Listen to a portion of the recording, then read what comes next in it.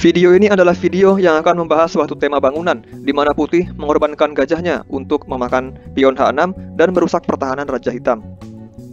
Seperti kita lihat pada contoh posisi ini adalah posisi dengan pion terisolasi putih di D4, atau biasa disebut isolated queen pawn, di mana pion putih di D4 terisolasi, lajur C terbuka dan lajur E setengah terbuka.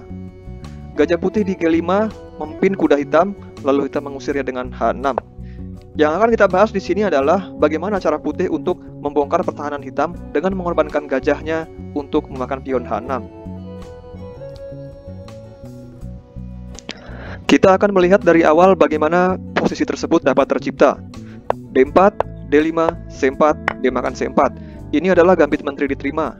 E3, kuda F6, gajah makan C4, E6. Kuda F3, C5, rokade A6. Hitam bersiap untuk B5, putih menyelamatkan gajahnya terlebih dahulu ke B3. C makan D4, E makan D4. Sekarang tercipta pion terisolasi di D4. Pion terisolasi seperti ini mempunyai kekurangan dan kelebihan. Kekurangannya adalah menjadi pion lemah yang mudah diincar untuk dimakan, apalagi kalau sudah masuk ke endgame. Dan juga petak di depannya yaitu D5 akan sangat nyaman sekali untuk ditempati oleh kuda hitam. Karena kalau kuda hitam menempati D5 ini, kuda tersebut tidak bisa diserang oleh pion di lajur C dan lajur E. Tapi keuntungannya dengan pion terisolasi ini adalah banyak ruang terbuka bagi putih untuk menciptakan serangan.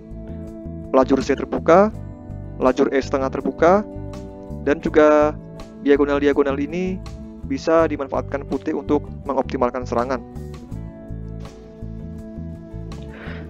Hitam melanjutkan perkembangan dengan kuda C6, kuda C3, gajah E7, gajah G5, rokade. Menteri D2, kuda A5, serang gajah, gajah mundur ke C2. Dalam posisi pion terisolasi di D4 seperti ini, gajah terang putih adalah gajah yang sangat kuat karena terbukanya diagonal ini, sehingga gajah tersebut langsung mengarah ke H7. Selanjutnya, D5 bersiap untuk gajah B7 dan menteri F4. Inilah keuntungan pion terisolasi di D4. Putih mempunyai banyak ruang untuk membawa perwira-perwiranya mengarah ke sayap raja. Gajah di G5 dan kuda di F3 sudah berada di sayap raja. Gajah di C2 sudah membidik dari jauh menuju pertahanan Raja Hitam. Dan menteri putih mempunyai ruang yang leluasa untuk bermanuver menuju ke H4. Gajah B7. Lalu putih bermain sesuai dengan rencananya menteri H4. Ancaman dari putih adalah gajah makan kuda, dan petak H7 tidak terjaga sehingga ada ancaman skakmat.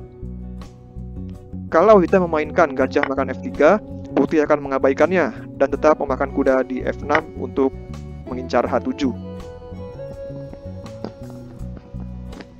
Kalau hitam memainkan H6, sekarang tibalah saatnya bagi putih untuk memainkan kombinasi. Putih tidak perlu takut untuk mengorbankan gajahnya di H6. Karena dengan pertimbangan, nantinya kombinasi dari menteri, kuda, dan gajah terang putih akan memporak-porandakan pertahanan Raja Hitam. Kita akan lihat gajah makan H6, pion makan H6, menteri makan H6. Di sini hitam tidak boleh memindahkan kudanya, karena akan ada skakmat di H7. Lalu langkah gajah makan kuda F3 juga tidak bagus, karena setelah pion makan F3, akan membuka lajur G, dan akan dimanfaatkan oleh benteng putih dengan terlebih dahulu memindahkan raja ke H1 dan kemudian benteng G1. Sekarang misalkan kita memainkan benteng C8 untuk hitam.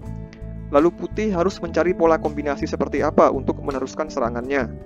Putih nantinya akan membentuk suatu kerjasama dari menteri, kuda, dan gajah terangnya. Langkah manuver benteng ke E1, E5, dan G5 juga bagus. Tetapi ada langkah yang lebih berbahaya bagi putih, yaitu kuda ke G5.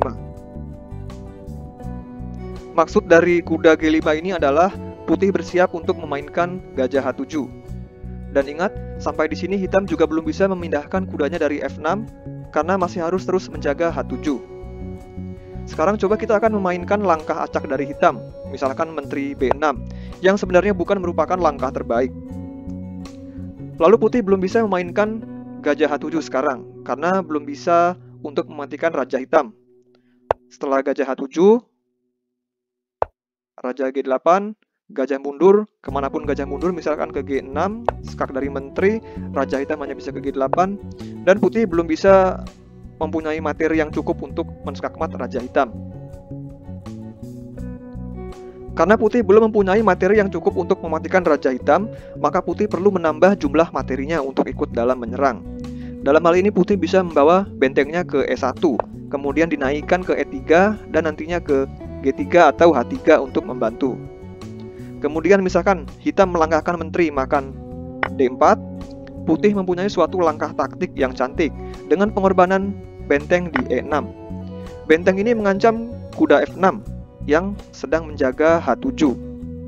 Kalau benteng dimakan, barulah putih bisa memainkan gajah H7 skak.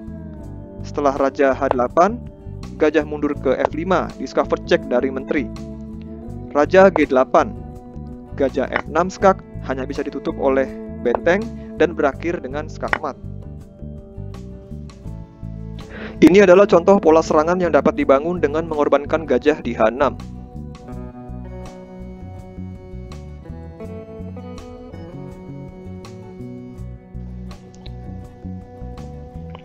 Kembali lagi ke posisi ini. Tadi kita sudah lihat langkah H6. Sekarang bagaimana kalau hitam memainkan G6? Dalam bermain dengan pion terisolasi di D4, di mana putih bisa membuka banyak jalur diagonal dan ruang untuk berekspansi, putih bisa mengorbankan pion ini untuk membuka lebih banyak lagi ruang untuk pergerakan perwira-perwiranya, seperti membuka lajur E, lajur D, atau juga bisa untuk mengosongkan peta D4 bagi kuda putih. Hitam mempunyai beberapa pilihan untuk mengambil pion di D5 ini. Kalau diambil dengan kuda, itu kurang bagus, karena setelah kuda makan kuda, kalau gajah makan G5, kuda makan gajah, dan ada ancaman pada H7. Dan kalau kuda putih dimakan, gajah makan E7 dan putih menang perwira. Kalau pion D5 ini dimakan oleh pion, ini juga akan beresiko bagi hitam, karena setelah benteng E1, ancaman benteng makan gajah, dan selanjutnya gajah putih makan kuda di F6.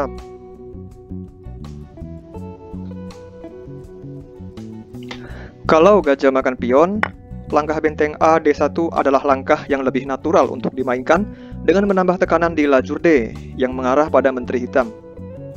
Namun kami menemukan sebuah game di database di mana putih memainkan langkah yang lebih agresif dengan kuda ke E4. Kalau kuda makan E4, tentu saja gajah makan E7. Kalau gajah makan kuda, gajah makan gajah, ancam benteng. Benteng menghindar ke A7 sekaligus menjaga gajahnya di E7. Selanjutnya putih menambah tekanan dengan benteng AD1 serang menteri. Ditutup oleh kuda ke D5, lalu putih mengembangkan benteng satunya lagi di lajur E. Hitam memainkan F6, mengusir gajah. Gajah H6 ancam benteng, benteng E8. Benteng E8 ini adalah sebuah kesalahan. Putih memainkan menteri G4, ancam E6, dan juga ada ancaman gajah dikorbankan ke G6. Kalau hitam memainkan F5, gajah makan F5, E makan F5. Kemudian menteri D4. Menteri ancam skakmat di G7, sekaligus juga ada ancaman menteri makan benteng hitam.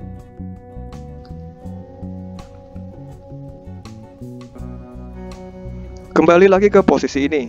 Pada game yang sebenarnya hitam memainkan gajah F8, dan jika ingin melihat kelanjutan dari gamenya, linknya sudah kami cantumkan di deskripsi.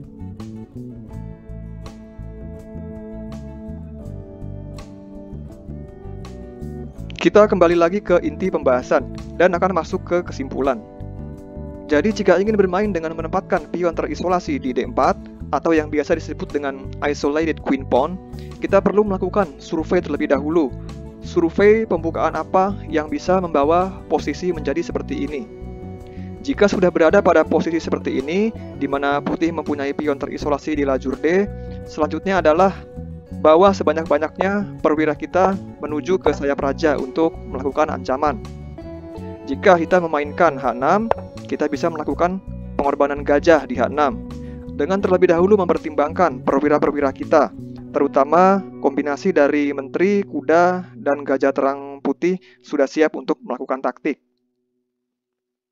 Kalau kita memainkan G6, kita buka lebih banyak lagi lajur, diagonal, dan ruang dengan mengorbankan pion ke D5.